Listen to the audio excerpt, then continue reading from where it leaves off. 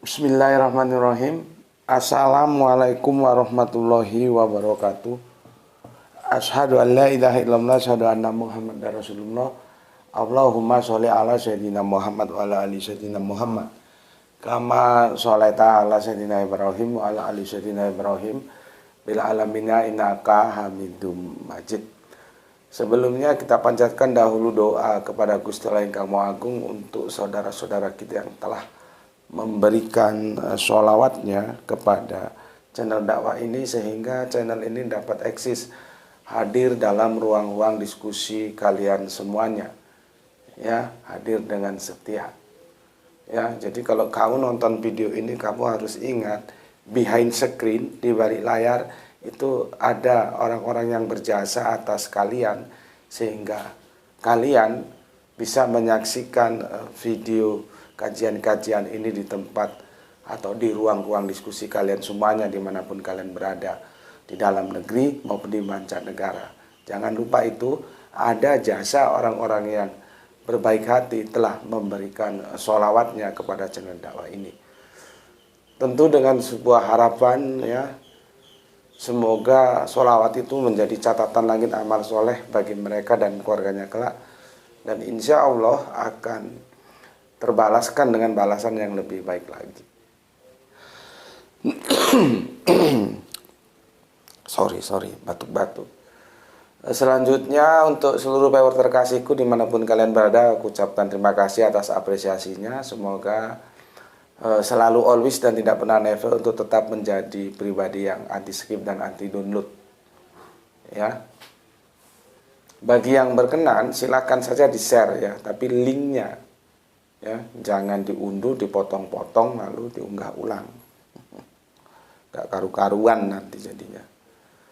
Berikutnya aku tidak bisa sebutkan satu persatu semuanya lah, ya, semuanya dari kalian-kalian semuanya. Terima kasih dan terima kasih matur nuwun atas doa-doa baiknya untukku, ya.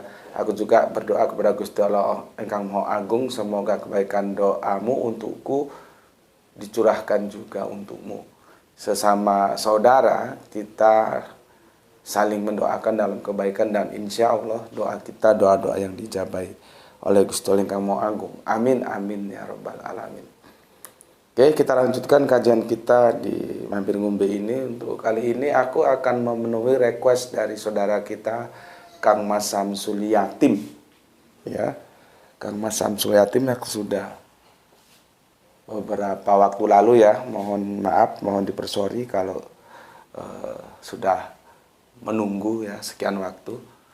Maka aku kasih tajuk itu, benarkah, ya, benarkah, ini anti mainstream lagi ini, benarkah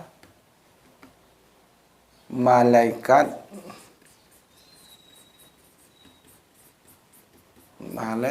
dan ini agak repot aku, karena di situ dia tidak pakai personal atau apa, ya, dia pakai karakter, maka iblis,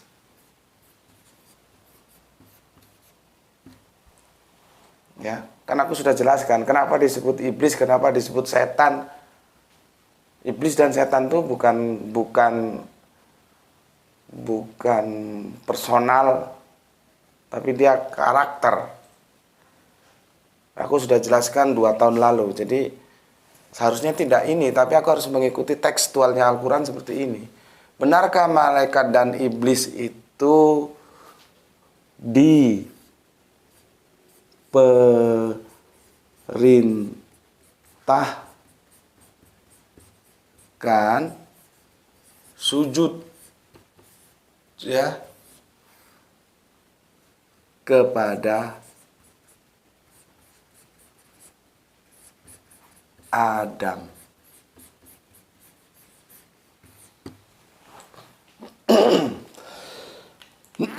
Bener nggak sih ini? Ini sudah ngelawan mainstream lagi, ya. Bener nggak itu? Coba kita kritisi, ya.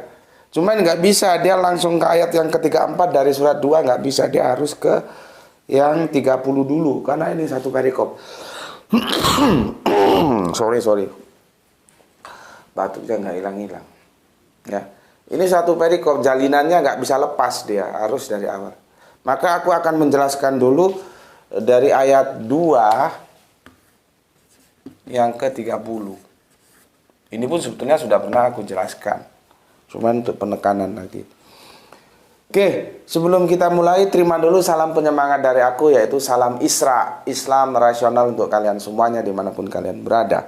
Oke, aku akan bacakan dahulu komen yang masuk dari kalian semuanya sebagai bentuk apresiasiku, penghormatanku kepada kalian semuanya. Ya.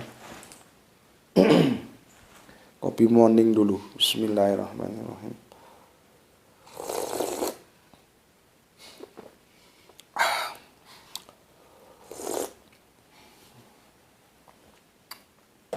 Ini tempatnya sempit, ya. Gini deh, aku kasih introduction dulu deh. Yang kita terima selama ini kan bahwa malaikat dan iblis itu diperintahkan kepada mereka ya untuk sujud kepada Adam. Lalu ini tafsir publish ya, yang mainstream ya. Lalu untuk menetralisir kata sujud itu para penafsir mengatakan itu bukan sujud ibadah tapi sujud penghormatan. Ya oke lah, lumayan ya. Karena yang sujud ibadah itu hanya kepada Allah. Maka ketika sujud kepada Adam itu tidak bisa diterima sebagai konotasi itu ibadah, tapi penghormatan. Ya. Jadi itu namanya penetralisiran gitu loh. Ya nggak apa-apa, ya. Selama ini kan begitu yang kalian terima, ya nggak apa-apa silakan saja. Cuman itu bisa dikoreksi nggak, gitu loh. Sama seperti orang yang ngotot Kanjeng Nabi Isa nanti turun lagi. Lah kalau itu turun lagi kan bertentangan dengan surat Al-Ashab. Dikatakan bahwa Kanjeng Nabi Muhammad itu kataman Nabi. Maka dinetralisir. Oh dia turun tidak sebagai Nabi dan tidak membawa syariat. Tetapi mengikuti syariat Kanjeng Nabi Muhammad. Itu namanya akal-akalan. Aku paling gak seneng begitu. Ya. Karena sudah jelas kok. Karena tidak semua ayat-ayat dalam Al-Quran itu harus ditafsirkan. Tapi memang ada ayat-ayat tertentu yang perlu penafsiran. Seperti kata Nabi itu sudah nggak perlu penafsiran. Ya ditutup ya tutup ya sehingga ono maneh. Nggak ada lagi nanti. Mau yang menerima wahyu kayak, mau yang tidak menerima wahyu kayak, mau yang membawa syariat kayak, mau yang tidak membawa syariat, tutup. Karena itu tegas, itu ayat-ayat yang mukamat itu, bukan tasabihat. Ya. Tapi akhirnya dinetralisir seperti itu. Nah, terus ini supaya sujudnya itu tidak menabrak dengan kesirikan, maka dibikinlah netralisirnya itu sujudnya itu sujud penghormatan. Jadi menghormati. Nah, kalau kita itu seperti dalam budaya Jawa ada yang namanya sungkem ya. Tapi sungkem itu apakah bisa sujud ya? Diskusinya panjang lagi. Sungkem ya tabruk lah, oke lah sungkem. Tapi sehebat-hebatnya orang Jawa ya, dari mulai yang hebat, kalau kita cari yang paling hebat pemahaman budayanya, karena tidak semua orang Jawa juga ngerti budaya Jawa, kalau nggak mau belajar ya podo ae ya. Sampai yang awam gitu ya. Mereka tidak pernah menganggap orang tuanya itu Allah atau sesembahan, enggak. Kalau dalam konteks budaya sih memang begitu. Itu namanya sungkem. Ya. Cuman kan orang-orang yang kadang nggak tahu budaya, apalagi nggak mengenal budaya Jawa, terus itu dilarang-larang, ya nanti dulu lah. Itu bisa seperti itu. Cuman ini nanti akan kita kritik lewat tekstualnya. Bener nggak sih? Karena kalau secara logik netralisir yang dibuat bahwa sujud itu bukan sujud ibadah, tapi sujud penghormatan, itu masuk itu barang. masuk, itu barang masuk. Ya, cuman kan apakah didukung oleh tekstualnya? Nah, itu ya. Oke. Bismillahirrahmanirrahim.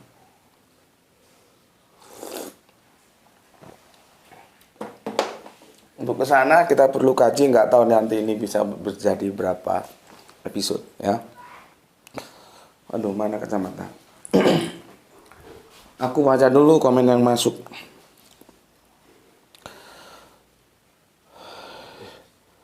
Mana ini? Ini ya. Pertama dari Kang Mas Isdianto BPTK, alhamdulillah Gus sudah hadir menyimak kajian menambah wawasan dan pengetahuan. Semoga sehat selalu Gus dan mudah mendapatkan rezeki yang barokah. Terima kasih, alhamdulillah atas doa baiknya. Nggih. Salam Isra nggih untuk semua keluarga yang ada di Sidamani.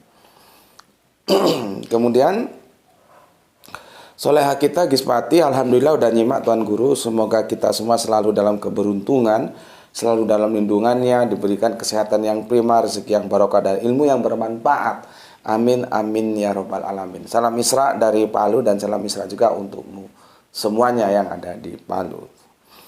Kemudian MBR ya, Kang Mas Muhammad Bintang Ramadan. Assalamualaikum Gus. Waalaikumsalam. Kemayoran selalu hadir. Izin bertanya mengenai kesediaan Gus Betik untuk datang ke Jakarta dan bincang santai di tempat saya Gus. Nanti untuk tanggal sedang dicari baiknya. Dan untuk transportasi dan akomodasi hotel akan ditanggung sepenuhnya oleh saya dan teman saya yang sudah bertaubat. Karena ada 13 teman saya yang masih Syiah, ingin bincang santai langsung dengan Gus Betik. 13 teman saya berjanji bila dakwah Gus Betik masuk nalar mereka, maka mereka akan syahadat dibimbing langsung Gus Betik. Saya mohon ketersediaannya Gus. Assalamualaikum waalaikumsalam warahmatullahi wabarakatuh. Subhanallah. Ini namanya keseriusan mencari jalan yang benar. Ya. Jadi orang-orang berpikir rasional itu begitu. Mereka selalu mencari. Kan aku sudah bilang tadi malam. Ya. Bagaimana jangan aku aja yang menyuapi, tapi kalian itu juga berusaha untuk mencari. Tadi malam kita bahas apa? Bahas baptisan kan? Itu jarang, coba kamu cari di mana orang bahas baptisan seperti aku bahas. Ya, cuman kan nggak aku jadikan itu sub judul ya. Biar aja judulnya Engkaukah Nabi yang akan datang. Karena aku ingin kalian berpikir dewasa, nggak harus disuapi terus seperti bayi kecil itu. Kalian yang berinisiatif, oh ini ilmu ini aku mau ngaji, kan begitu. Toh karakter-karakter kajianku kalian sudah tahu seperti itu. Jadi akhirnya janganlah selalu terikat oleh judul-judul apa clickbait tetek mansem, nggak tahu apa namanya. Ya. Dan kesungguhan belajar itu ditunjukkan oleh saudara kita Kang Muhammad Bintang Ramadan. Maka untuk itu aku kasih jawaban untuk Kang Mas Muhammad Bintang Ramadan, sampaikan kepada teman-temannya. Aku bersedia dan waktunya itu adanya itu Sabtu atau Ahad ya. Sabtu atau Ahad. Jadi enaknya aku berangkat dari sini hari Jumat petang ya, sampai sana kan nanti pagi. Nggak tahu nanti naiknya naik apa lah ya. Jadi ada waktu Sabtu sampai Ahad. Kita bisa diskusi, kalau bisa selesai di Sabtu ya Sabtu, terus aku balik lagi ke sini. Kalau nggak bisa ya diselesaikan sampai Ahad, tergantung nanti bagaimana kondisi di lapangan. Silahkan saja ya teman-temannya dikumpulkan, kita ngobrol-ngobrol santai. Ketemu alhamdulillah, nggak ketemu ya tetap kita bersaudara. Karena akidah itu tidak bisa dipaksakan, dia adalah pilihan, hak prerogatif kita masing-masing. Aku datang hanya menjelaskan, tidak menjadikan. Ya, tidak punya kuasa untuk menjadikan. Jadi intinya terima kasih atas undangannya dan kita nanti cari waktu ya, waktunya kapan. Yang jelas kalau harinya Sabah atau Ahad ya. Di luar itu nggak bisa. Dan aku juga kalau meninggalkan rumah kan harus mempersiapkan segala sesuatunya. Jadi kalau aku tinggalkan, hal-hal yang harus aku kerjakan sudah terselesaikan semua. Jadi gitu ya, Kang Mas Muhammad Bintang Ramadan, atur saja. Yang jelas harinya itu Ahad atau Sabeah ya. Bisa Sabeahnya, bisa Ahadnya, bisa Sabeah sampai Ahad atau gimana lah. Ya, atur saja. Masalahnya sekarang Sabeah dan Ahad di tanggal dan bulan berapa? Nah, itu yang harus kita cari nanti titik temunya ya. Bisa hubungi lewat, tapi WA saya diganggu lagi, nggak tahu lah. WA aku itu yang aku share di yang kuning itu, di slide kuning itu kemarin sudah bisa, ini sekarang trouble lagi, diganggu lagi. Ya atau sementara bisa lewat kolom komentar, enggak apa-apa ya. Oke, nanti kalau WA-nya sudah bisa lagi ya ke WA kita. Oke, terima kasih untuk Kang Muhammad Bintang Ramadan. Selanjutnya Kang Ray Dendi, jangan karena kebencianmu sehingga otakmu tumpul. Keren Gus, dapat jargon baru. Salam Isra rasional. Jadi Islamnya itu Islam yang dibangun atas rasionalitas. Iya, kadang-kadang kita itu buru-buru a priori. Dan itu ada di internal Islam, ada di internal Islam dan kafir, gitu loh ya. Biasanya kalau di internal Islam itu kegilaan terhadap kelompoknya, sehingga kelompok yang lain itu dinafikan. Kalau yang eksternal antara Islam dan kafir, ya seperti itu. Ya, karena dasarnya dia sudah benci, bukan untuk diskusi. Jadi apapun yang ada itu kebencian yang dia sampaikan. Akhirnya otaknya ya jadi goblok, jadi ditumpulkan oleh kebenciannya sendiri. Coba ngobrol enak, tanya yang enak, nanti dijelaskan, diterima, monggo enggak monggo. Jadi kalau yang isinya hanya menyerang bukan argumen tapi sentimen itu sampah. Jangankan mau baca, lihat aja males, langsung di skip. Nggak mutu, nggak kuat. Kualitas kita sudah tidak di situ ya. Kalau ngaji tempatku seperti itu, parameter berpikirnya itu benar salah, bukan menang kalah. Enggak, kita nggak perlu menang, kita nggak perlu kalah, mau kalah juga nggak ada masalah. Yang kita perlu itu benar dan salah, sehingga kalau kita tahu yang benar kita pegang, yang salah kita tinggalkan, begitu. Makanya aku ada komen-komen yang aku lihat ya, hanya menyerang pribadi aja, atau nggak ada argumentasinya kecuali sentimen, ya. Skip. Anggap saja radio rusak. Nanti juga diam sendiri gitu. Kalau nggak diam ya sudah, dibiarin aja gitu. Ya. Jadi jangan karena kebencianmu sehingga otakmu tumpul gitu juga. Makanya kan aku bilang, kalian di samping di sini ngaji di tempat lain. Aku gitu, bukan tambah tak kurung, jangan ngaji di tempat lain. Wah. Orang ilmu itu ada di mana-mana kok. Silakan ngaji di tempat lain dan jangan a priori. Karena a priori itu nanti ya ujung-ujungnya membenci. Oke. Sorry, selanjutnya Kang Rizal Wahyu, Rembang selalu hadir Gus. Oke, terima kasih. Tugas kampusnya jangan lupa. Kemudian Kang Sahran Gipari, menyimak pagi setelah tayang 50 menit. Oke. Kang Ilham Perdana, sorry Kang Ilham ya, tentang Uzair dan Esra masih belum ya, nanti sabar menunggu, atau kalau aku lupa diingatkan lah ya. Bible terjemahan baru apa dia? Assalamualaikum, waalaikumsalam. Gus Peti Solo hadir. Oke, matur, thank you. Bible terjemahan baru versi 2 ya, TB dalam 2 ya, dalam kurung itu. Tahun 2023 sudah resmi launching rilis. Gimana tanggapannya jenengan Gus mengenai Bible versi terbaru ini? Kalau menurut saya percuma mau direvisi terjemahannya sampai berkali-kali tapi tidak disertakan original teksnya. Terima kasih, salam Isra. Aku belum bisa berkomentar banyak karena aku belum terima. Kalau sudah ada yang punya, boleh dong aku dikirim ya ke Bible yang 2023 ya. Gimana itu akhirnya ya. Tetapi apapun adanya kita ucapkan selamat kepada saudara Kristen kita yang sudah punya kitab suci versi baru. Jadi kitab sucinya berversi-versi dan ini versi baru ada lagi versi terbaru-baru. Kan terjemahan itu kan ada kalau kita lihat di yang digital itu kan ada terjemahan lama, terjemahan baru. Nah, ini yang terjemahan baru ya. Dari 2023. Ya. Sementara itu saja yang aku bisa komentari karena aku belum pegang. Nanti bagaimana? Salah kalau aku mengomentari aku yang belum tahu. Aku tahu dulu baru komentar. Cuman secara garis besar aku setuju. Bagaimanapun kitab suci itu dan terjemahan kitab suci itu dua hal yang berbeda. Itu loh. Nah, kitab suci. Kalau itu diklaim sebagai kitab suci, ya kitab suci kok direvisi oleh manusia? Kan kacau.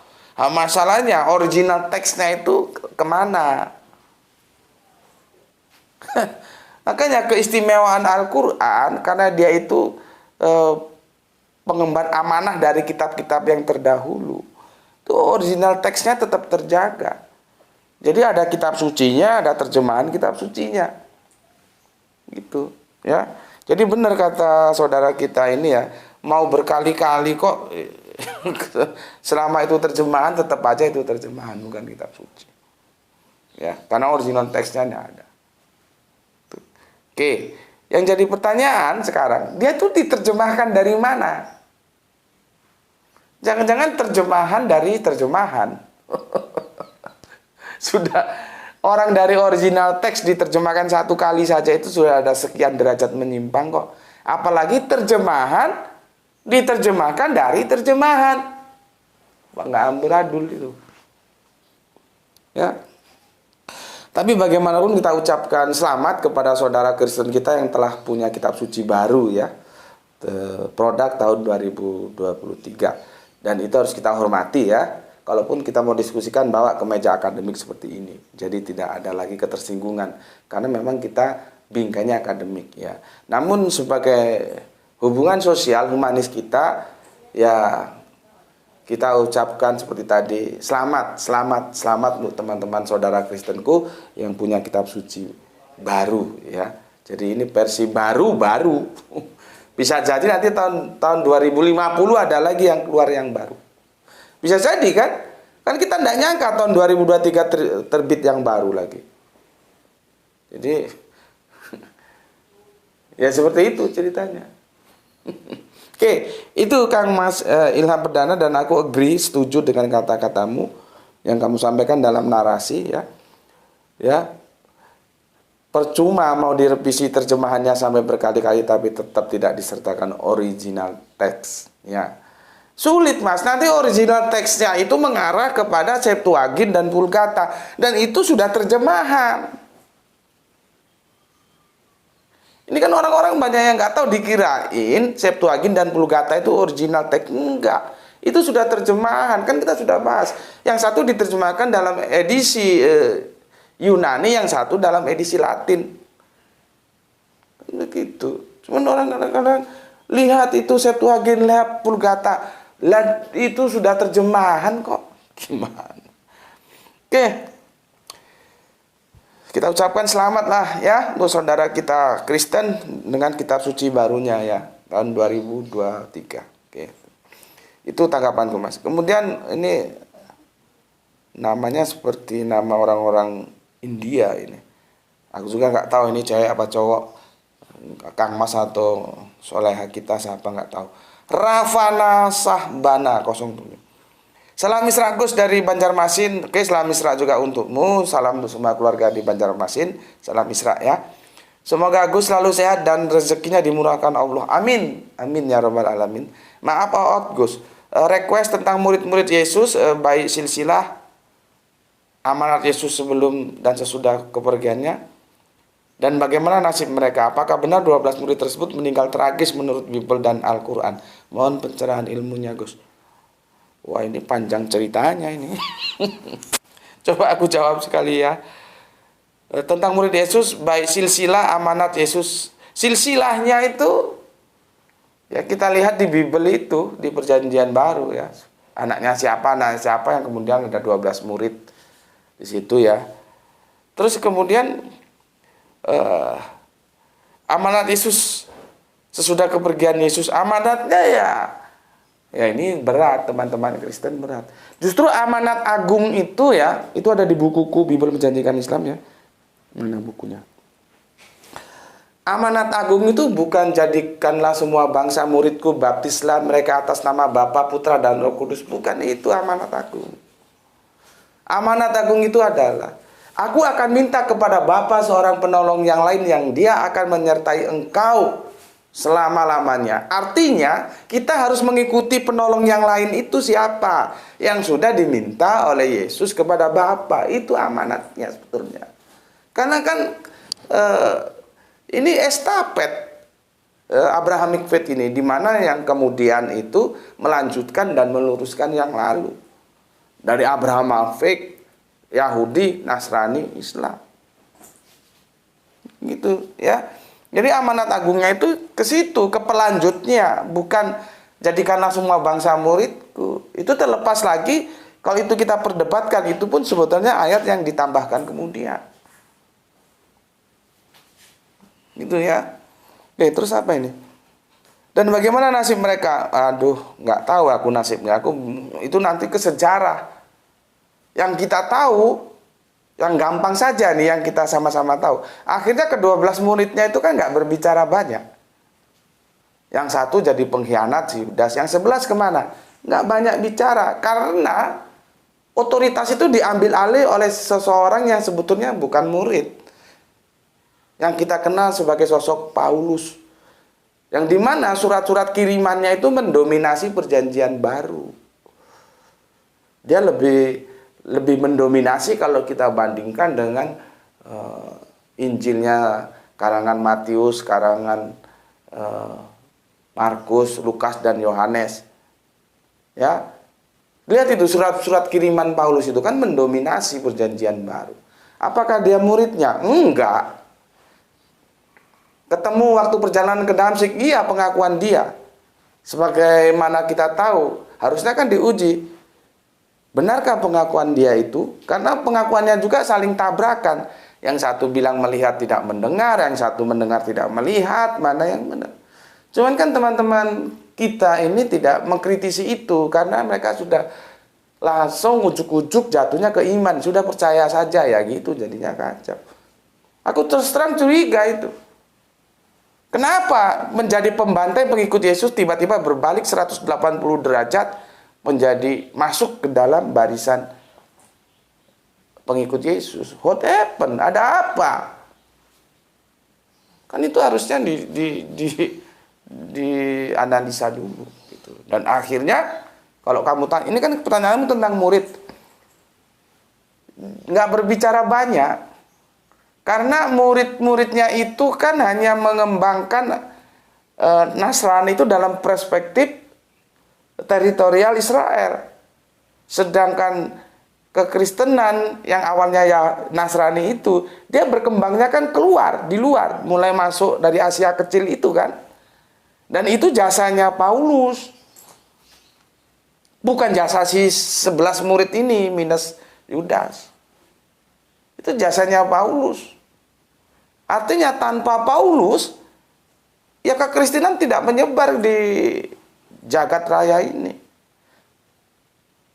Makanya ketika kita lihat buku 100 tokoh terkenal itu ya, yang dibikin oleh Mike Hart itu kan, yang pertama Kanjeng Nabi Muhammad, terus kedua siapa itu, Paulus itu masuk nominasi loh. Karena dia harus berbagi dengan Kanjeng Nabi Isa. Masalahnya dia apa? Disunat.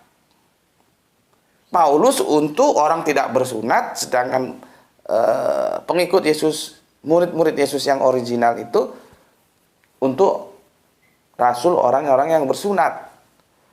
Artinya apa? Konteks Yahudinya kental. Sementara di Yahudi nggak mau, mereka tetap dalam Yahudinya. Maka berkembangnya itu di luar teritorial Israel atau teritorial Yahudi. Itu jasa Paulus. Lah kalau kamu tanya muridnya, ya seperti itu. Gimana? Terserah kamu simpulkan. Ya. Karena aku mengatakan Paulus itu bukan muridnya. Itu ya. Oke, masalah meninggal tragis atau enggak, kalau Al-Qur'an enggak pernah ngomong meninggal tragis. Yang ada itu Al-Qur'an menjelaskan bahwa para murid itu disebut dengan istilahan hawariyun, itu aja. Ya.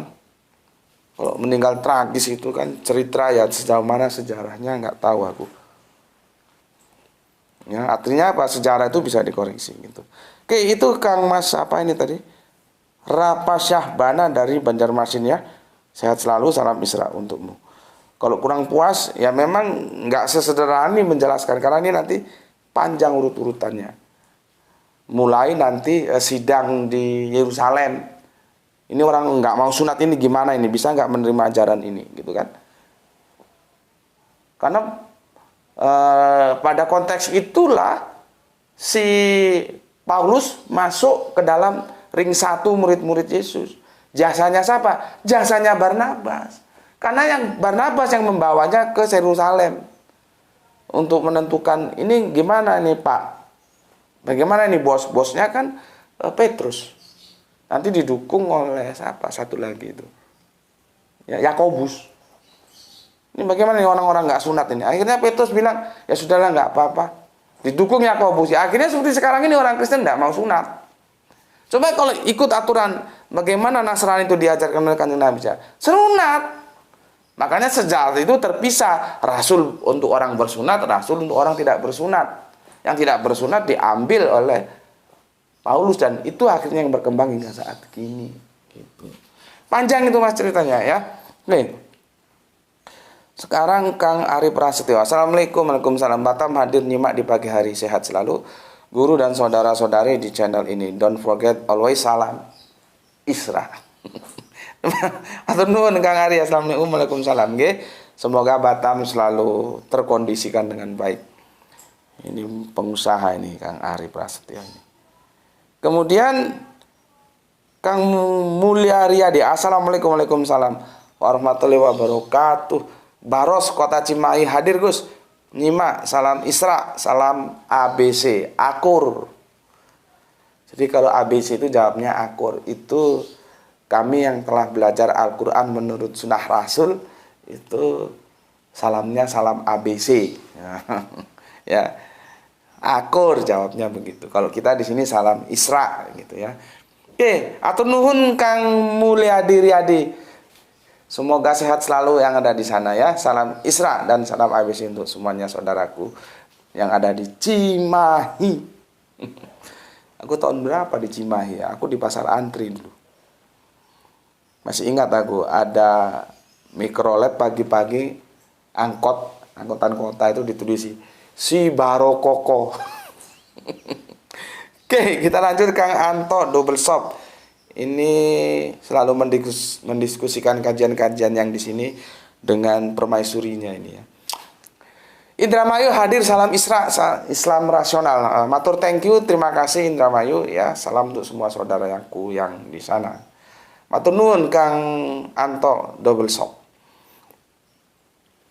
Kemudian Kang Hermana Nata Wijaya. Matur nuwun. Kang Agus Antoro, assalamualaikum. Blitar nyimak agar tambah ilmu, sehat terus Gus. Waalaikumsalam warahmatullahi wabarakatuh. Salam Isra untukmu. Dan aku bertanya bagaimana keadaan rambutan di Blitar ya. Blitar kan produsen rambutan ya, dan sekarang lagi musimnya. Oke, terima kasih Kang Agus Antoro. Nggak tahu Blitarnya mana ini ya, Garum atau Kademangan atau Utanawu atau mana. Oke, matur nuwun Kang Agus Antoro ya. Semoga rambutannya sukses selalu ya. Kemudian Bapak Iwan Tamim Tangerang hadir ke salam Isra juga untuk Pak Iwan Tamim ya. Kang Mas Ide Margono, assalamualaikum, waalaikumsalam warahmatullahi wabarakatuh. Soleha kita, ini jagoan kita ini. Kita punya 2 bidadari ya. Satu dari lagi mualaf kemana itu, dan beberapa lagi sudah lama nggak hadir ya. Ya mungkin di tempat lain monggo silakan saja, nggak ada masalah. Ini ya ada Gispati, ada Rini ini bidadari kita ini ya, cerdas-cerdas ini. Denmark hadirku, salam Isra juga untukmu soleha kita Rini yang ada di Demak atau Denmark. Sepertinya kamu ada jelaskan Kudus ya. Di mana? Betul, kudus itu kados, bahasa Ibrani itu artinya terpisah atau transenden, tidak imanen seperti kita ini. Jadi Allah itu kudus, dia terpisah, imanen, transenden kalau kita imanen, ya, kados bahasa Ibraninya. Dan publik mengatakan kudus itu suci, waduh. Ya tapi ya nggak apa-apa lah, maksudnya terpisah dari yang kotor jadi dia suci, mungkin gitu maksudnya. Tapi secara tekstual, kudus atau kados itu artinya terpisah. Ya, oke. Matur thank you, salam misra untuk semua keluarga yang ada di Demak, untuk soleha kita Ibu Guru Rini. Selanjutnya, Kang Mas Nabil Al-Ghazali, kamu dari mana ya? Nggak nyebutkan tempatmu, mungkin lain kali bisa disebut. Assalamualaikum Gus, waalaikumsalam. Terima kasih Gus, kasih atas informasinya. Tapi ini kan mengenai ibadah yang diwajibkan. Jadi kalau kebenaran itu disampaikan. Jadi nggak salah juga kalau Gus itu mau menyampaikan tentang Jumat itu tidak bisa merukso zuhur. Soalnya saya dulu pernah mendengar dari guru ngaji saya, kalau kita laksanakan Jumat tidak melakukan duhur. Kalau kita melaksanakan keduanya dalam Jumat dan duhur, dia bilang pemahaman Syiah. Dan saya tidak pernah bertanya lanjut Gus. Mohon maaf Gus sebelumnya, terima kasih kalau emang Gus mau buka kajian Jumat tidak dapat merukso duhur. Gimana ya? Ini masalah yang sensitif, Mas. Ya. Masalah yang sensitif. Aku itu sudah membuatnya dalam bentuk trigger-trigger saja sih, pancingan-pancingan supaya otak kalian tuh berpikir. Memang kalau dalam satu video utuh yang khusus itu belum. Karena apa? Jujur saja, untuk menghindari polemik yang berkepanjangan. Polemiknya ini panjang, Mas. Meskipun aku secara akademik aku siap untuk berhadapan dengan siapapun. Baru siap berhadapan dengan siapapun. Selama itu dijunjung saling hormat, saling menghargai pendapat, kita diskusikan bareng-bareng, monggo. Ya. Masalahnya kan, sensitivitas kita itu nanti ujuk-ujuk nggak tahu. Orang aku bilang Kanjeng Nabi saya tidak turun lagi aja aku dibilang kafir kok.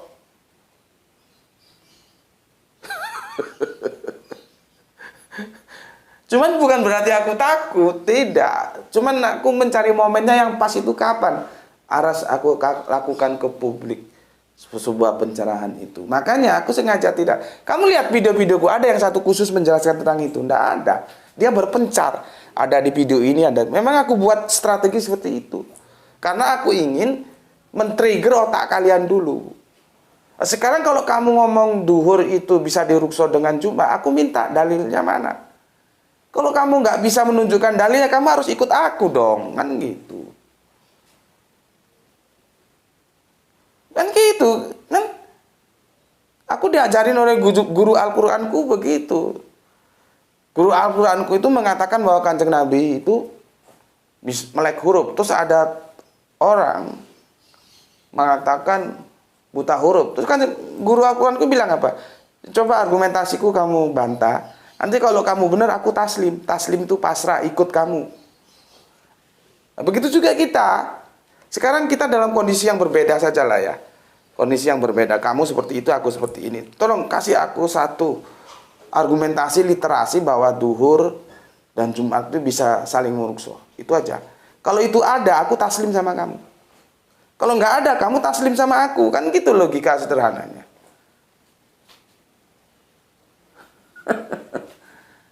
Itu ada, ini ada bukunya, ada berapa? Ada 5 jilid. Oh sebentar. Di sini juga ada dijelaskan. Nah, ini aku baru ingat. Ini dikirim oleh bapak kita dari Sumatera belahan utara. Nih. Ini buku lama ini. Jadi ini tapi tidak khusus bahas itu. Yang aku punya khusus bahas Jumat duhur itu 5 jilid tapi tipis-tipis. Ini pedoman sholat. Tengku Muhammad Hasbi As-Sidiki, Perpustakaan Rizky Putra. Ini bukunya sudah buku tua. Kalau punya aku 5 jilid. Ya. Ini dikirim oleh Pak kita, teman Facebookku, lupa aku siapa namanya. Pak Ruanto Surbekti. Nih ya. Kalau kamu mau cari bukunya ini ada. Kalau ini sepertinya dijual bebas ini. Kalau yang punya aku yang 5 jilid itu buku internal. Nggak ada dijual bebas. Ya, gitu Mas ya. Tapi aku sangat tertarik ya. Dan aku sarankan jangan terjebak oleh kelompok-kelompok. Dari manapun kebenaran itu ya tetap kebenaran dan harus kita terima. Dari manapun kesalahan itu tetap kesalahan dan harus kita tolak. Karena kalau kamu bilang bahwa Jumat dan Duhur itu pemahaman Syiah, aku baru tahu. Dari mana kamu tahu itu Syiah? Coba tanya kepada MBR itu, benar Syiah diajarin gitu atau enggak? Karena aku enggak tahu dan aku tidak mendapatkannya dari Syiah. Ya. Kan aku sudah bilang, aku dapatkannya dari kelompok Thorikoh, bukan Syiah. Maka aku pesankan kamu coba banyak diskusi sama Kang Samsul Yatim. Karena dia pernah masuk Thorikoh itu, kalau aku enggak pernah. Cuman aku banyak berteman dengan teman-teman Thorikoh itu. Jadi aku diskusi gitu. Ya. Dan aku tutup mata, tutup telinga, Thorikoh apapun ya kalau itu benar ya harus kita terima dong. Gitu Mas ya. Tentang kapan aku membahasnya dalam bentuk video khusus itu yang aku nggak janji deh. Ya. Kalau kamu mau kesini nggak apa-apa. Atau kamu undang aku kita diskusi itu lebih enak. Seperti yang ditawarkan oleh Muhammad Bintang Ramadan itu, dia undang aku ke Jakarta, monggo saja. Ya.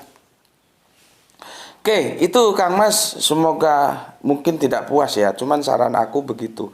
Kalau kamu masih seperti pemahaman lama, kasih aku argumentasi literasinya bahwa Duhur dan Jumat itu bisa saling merukso. Itu saja.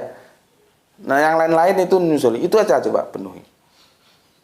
Dan aku sudah tanyakan itu kepada mulai yang pakai udeng-udeng sampai yang biasa katanya Ustadz, Kiai apa-apa, enggak bisa menjawab. Karena memang enggak ada. Tapi kalau menurutmu ada, tolong aku jelaskan. Yang merukso itu nanti Idul Fitri, Idul Adha, Idul Jum'ah. Itu bisa merukso. Kanjeng Nabi itu yang kasih penjelasan. Kalau Duhur dan Jum'ah, enggak. Ya. Semoga tidak mematahkan semangat Kang Nabil Al-Ghazali karena jawabanku kurang memuaskan tentunya. Ya. Oke, kita lanjut Kang Didi ke matur nuwun Hari Sunandar. Oke, terima kasih. Kang Irfan Al-Akbar, terima kasih. Oh, sudah di Malang ya. Kang Arif Muksinin, terima kasih. Kang Dadang Iskandar, ini dari mana ini? Ini sama seperti tadi. Assalamualaikum, waalaikumsalam warahmatullahi wabarakatuh. Tolong jelaskan Gus. Setahu saya mungkin mayoritas Muslim di Indonesia, bukan di Indonesia, di dunia, sesudah sholat Jumat pada waktu duhur tidak melaksanakan sholat duhur. Saya baru mendengar permasalahan ini. Bagaimana dengan saya yang dari kecil sampai sekarang, setahu saya setiap Jumat tidak melaksanakan sholat duhur.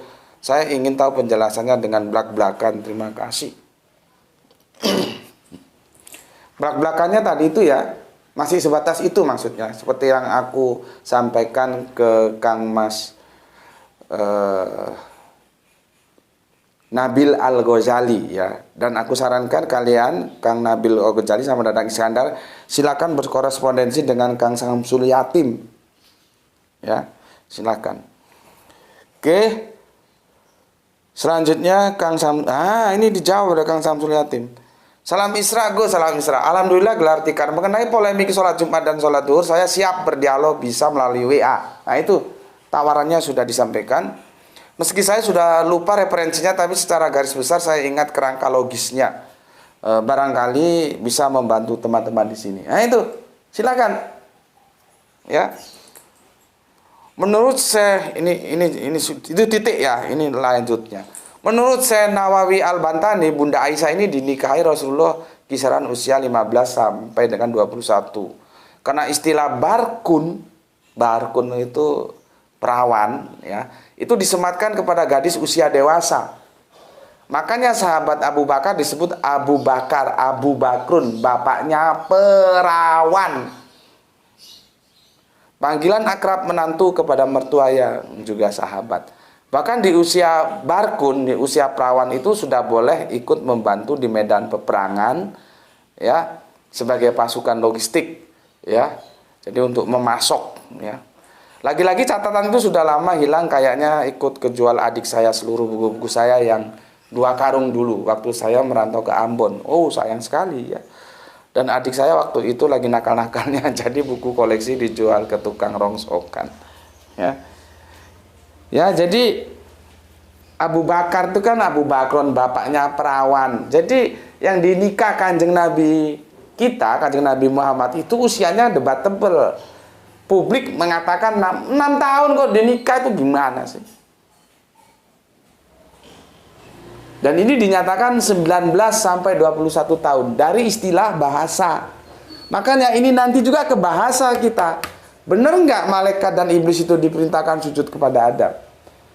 Jadi barkun itu artinya perawan, gadis perawan. Original, apa meneh? Asli. Kan dulu ada anak-anak kan, segel terbuka kembalikan ke mertua. Jadi laki-laki itu begitu, dia nggak mau barang bekas meskipun dirinya sendiri bekas. Laki-laki itu memang jahat seperti itu. Itu mental laki-laki, ya. Laki-laki goblok aja yang mau dapat barang bekas. Meskipun dirinya sendiri itu bekas, bejat, dia mesti mau cari dapat istri yang bukan bekas. Itu kamu lihat lagunya Doel Sumbang itu, judulnya apa aku lupa. Laki-laki memang seperti itu karakternya. Ya, nah, Abu ini dijuluki Abu Bakar. Bakar itu barkun, artinya perawan. Jadi Bunda Aisyah dinikahi itu sudah biasanya kalau barkun perawan itu usia-usia 19-21 tahun. Gitu loh. Sama dengan nanti kahlan itu di surat Al-Mu'minun nggak salah. Kanjeng Nabi Muhammad itu sampai kahlan. Kahlan ini apa? Makanya nanti kita kembali ke sini, kita akan bahas tentang apa itu khalifah. Lagi-lagi ke istilah. Al-Quran ini banyak istilah. Kalau kamu nggak paham istilahnya, ya bubar. Kahlan itu usia di atas 50-an, jadi usia-usia matang. Jadi mana mungkin Kanjeng Nabi Isa hidup di langit nanti turun lagi, orang Al-Quran mengatakan kahlan kok. Sama dengan kahlan, barkun, itu istilahan. Kahlan itu orang setengah umur kalau aku bilang, usia, taruhlah usia kita kan 100 ya. Ya taruhlah ya, meskipun jarang yang 100 sekarang. Maka kepala 5 seperti aku ini orang setengah umur, kahlan aku ini. Itu artinya kahlan. Barkun artinya perawan. Makanya Abu Bakar, bapaknya perawan gitu loh. Dan menurut antropologis Arab, perawan itu ya sekitar 19, 20, 21 gitu. Ya. Cuman kan kita bicara sejarah, sejarah itu perlu terkoreksi. Kan kita sudah pernah mengkoreksi sejarah, bener nggak sih? Kanjeng Nabi Muhammad itu tentunya pada waktu itu masih bayi ya, masih Muhammad bin Abdullah, diapkir, disortir sama Halimatus Sa'diyah, ya nggak logis lah. Masa ini cucunya raja, cucunya presiden, cucunya penguasa mau disortir-sortir sembarangan sama ibu susu? Kalau ada pun main sortir-sortiran itu, yang disortir, yang diseleksi itu ibu susunya. Layak nggak dia menyusui cucu dari seorang penguasa? Itu neneknya itu penguasa Ka'bah. Penguasa Ka'bah itu lambang kekuasaan kota Mekah. Kalau sekarang ya presiden. Masa cucunya diseleksi? Tapi kan sejarah mengatakan begitu semua. Aku nggak terima. Kan sudah kita bahas itu. Nggak masuk logik, nggak nalar. Rasionalitasku berat menerima cerita seperti itu. Begitu juga tentang usia pernikahan Bunda Aisyah. Oke, clear ya? Oke, itu Kang Samsul Yatim sudah menawarkan. Untuk yang kedua teman kita tadi silakan berdiskusi dengan Kang Samsul Yatim ya. Nanti kalau kurang puas baru dengan saya. Sementara aku arahkan ke Kang Samsul Yatim dulu ya. Oke, selanjutnya Putra AS. Assalamualaikum Gus, mohon izin bertanya, kok istrinya nggak pernah kelihatan ya Gus? Sebelumnya mohon maaf, istri aku tadi ingat komunis, tapi aku bukan berpaham komunis loh ya. Lihat dulu waktu Uni Soviet, komunis, Cina ya, negara-negara komunis itu perempuan itu tidak diekspos.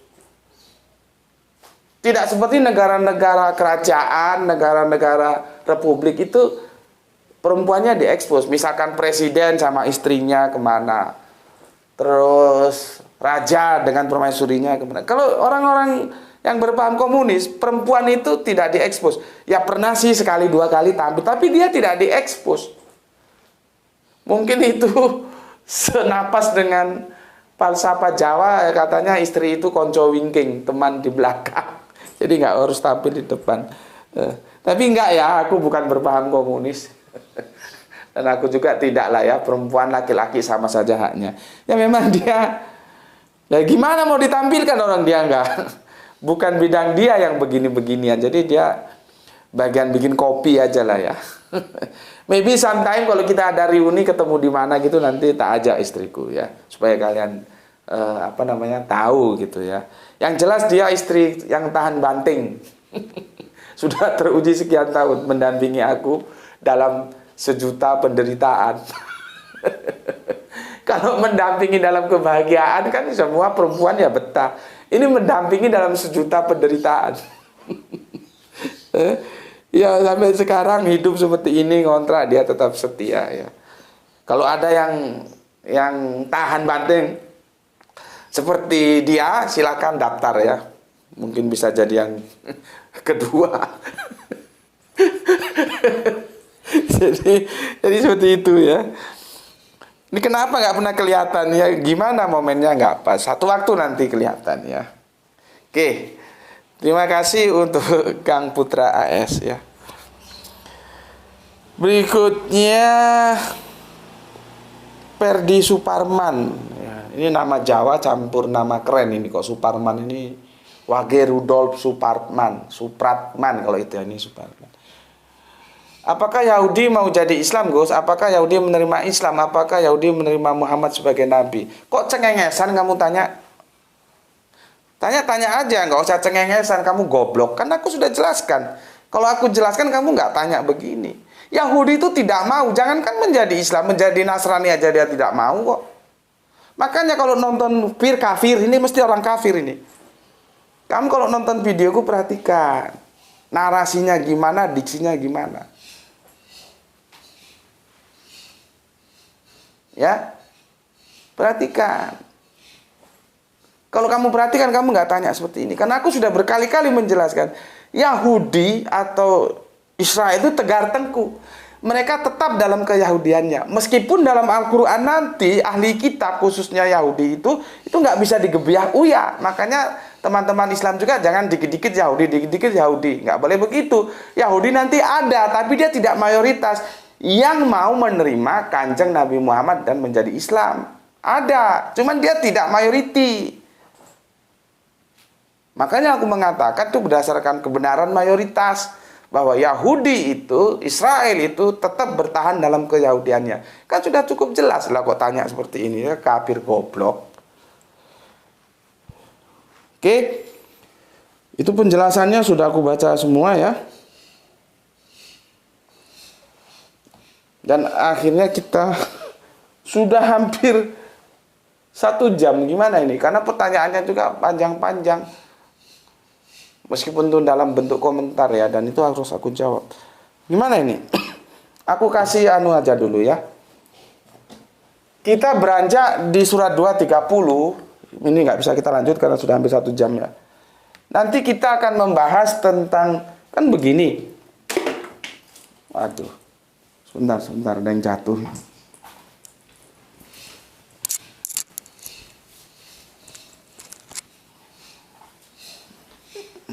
Bentar, minum dulu. Bismillahirrahmanirrahim.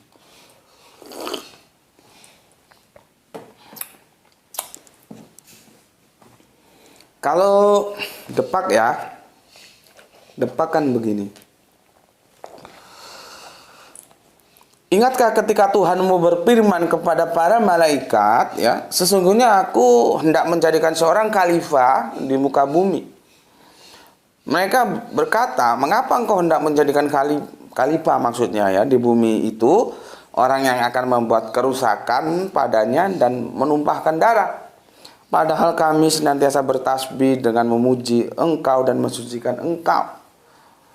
Tuhan berfirman, sesungguhnya aku mengetahui apa yang tidak kamu ketahui.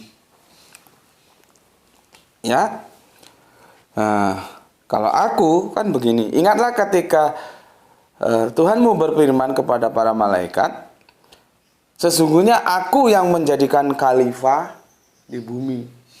Nah, begitu kalau aku. Nah, sekarang kita mendiskusikan dulu khalifah ini apa. Ini tulisannya mungkin kurang pas ya, karena dia ditranslate dalam huruf-huruf Latin. Ini kan istilah. Kembali ke istilahan.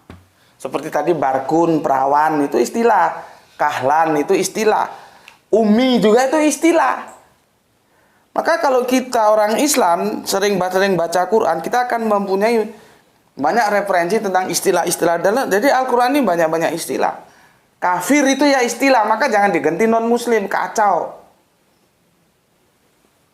Kalau kita orang Islam nggak tahu istilah-istilah Al-Quran ya babak belur, bubar.